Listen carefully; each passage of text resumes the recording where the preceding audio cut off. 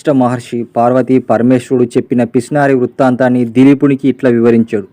పార్వతి చాలా కాలం క్రిందట దక్షిణ ప్రాంతం నందడ బంగారు శెట్టి అనే వైశ్యులు ఉండేవారు. అతనికి భార్య పేరు తాతారమ్మ. బంగారు శెట్టి పిసినుగొట్టు, సంపదయే లెక్క అన్నట్టుగా ఉండేవాడు.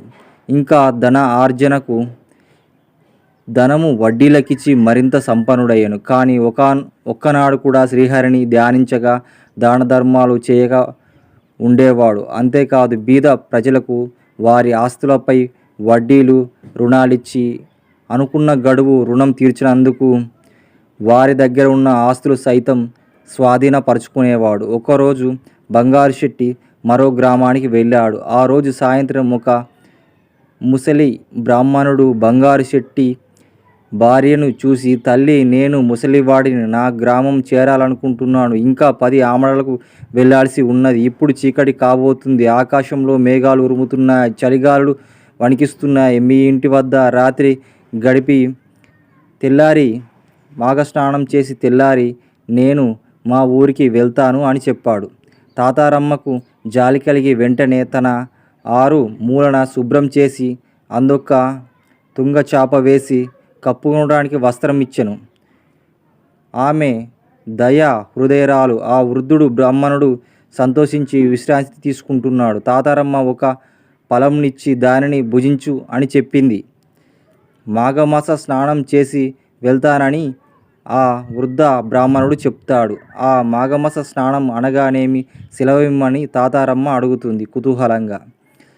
ఆ వృద్ధ బ్రాహ్మణుడు దుప్పటి కప్పుకొని, అమ్మ, మాఘమాసం గురించి చెప్తాను విను అన్నాడు. ఈ మాఘమాసం నదీ స్నానం కానీ, తాటక స్నానం కానీ, నూతిలో నీళ్లతో స్నానం కానీ, సూర్యోదయం అయిన తర్వాత చన్నీళ్ళ స్నానం చేసి విష్ణు మందిరం వెళ్ళి తులసి దళాలు పూలతో పూజ చేసి స్వామివారికి ప్రసాదం చేసి తర్వాత మాఘపురాణం పఠించవలను. ఇట్లా ప్రతిదినము విడవకుండా నెల రోజులు చేసిన ఆఖరిలో ఆ బ్రాహ్మణ సమ ఆరాధన దాన ధర్మాలు చేయవలను.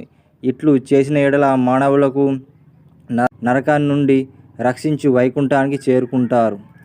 వృద్ధులు అనగా ఏకాదశి నాడు కానీ, ద్వాదశి నాడు కానీ, లేక పౌర్ణమి నాడు కానీ పై ప్రకారం చేసినచో సకల బాధలు తొలగిపోయి సిరి సంపదలు, పుత్ర సంతానం కలుగునని ఇది నా అనుభవంతో తెలియచున్నది అని చెప్తాడు. ఆ బ్రాహ్మణుని మాటలకు తాతారమ్మ మిక్కిలి సంతోషించి తాను కూడా ప్రాపత్కాలంలో బ్రాహ్మణుడితో పాటుగా నదిలోకి పోయి స్నానం చేయుటకు నిశ్చయించుకున్నది.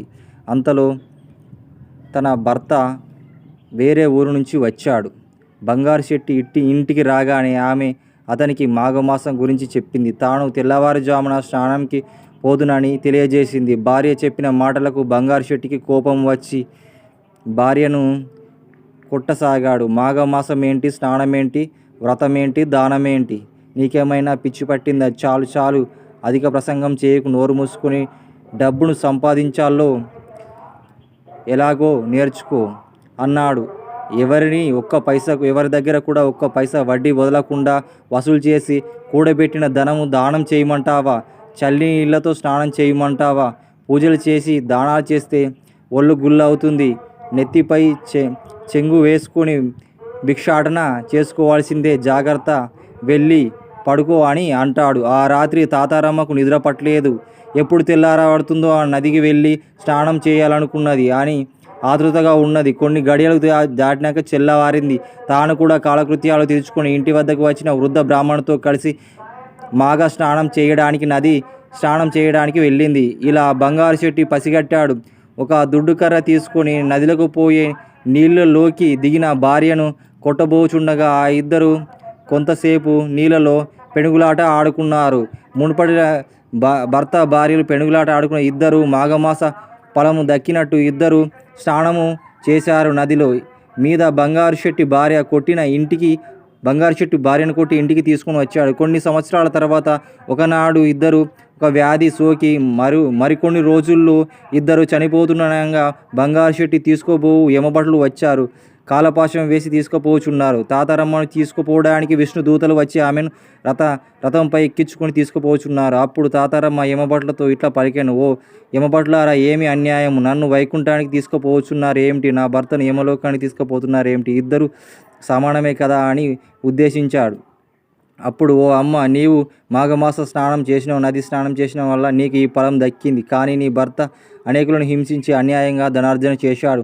అనేకుల వద్ద ఉన్న డబ్బులు అన్యాయంగా తీసుకున్నాడు. నరకము భయము లేకుండా, భగవంతునిపై భక్తి లేకుండా వ్యవహరించను.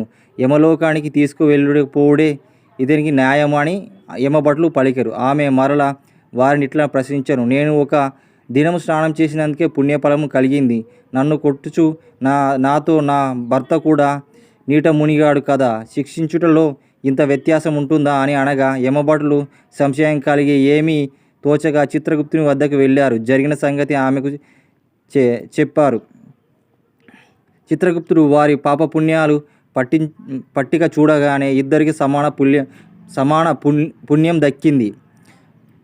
జరిగిన పొరపాటుకు చిత్రగుప్తుడు విచారించి బంగారు షెట్టిని కూడా వైకుంఠం తీసుకువెళ్ళాడు పొమ్మని చెప్పాడు విష్ణుదూతలతో. విష్ణులోకానికి వెళ్ళే ముందు తాతారమ్మ తన భర్త గతి ఏమైనో అని ఆతృతతో ఉండగా, బంగారు షెట్టి పుష్పక విమానం మీద వచ్చి వైకుంఠంలో విడిచిరి. భార్యాభర్తలు ఇద్దరు మిక్కిలి సంతోషంగా ఉండిరి. రాజా, వింటివా? భార్య వలన భర్తకు కూడా ఇట్లా మోక్షం కలిగిందో. భర్త దుర్మార్గుడైన పిసినారైన వ్యవహరించిన భార్య యథాలాపనలతో ఒక్కరోజు మాఘస్నానం చేసినందుకు ఇద్దరికి వైకుంఠ ప్రాప్తి కలిగింది. కనుక ఈ మాఘస్నానం నెల రోజులు చేయకున్నా ఒక్కరోజు చేసినా కూడా మోక్షం కలుగుతుంది.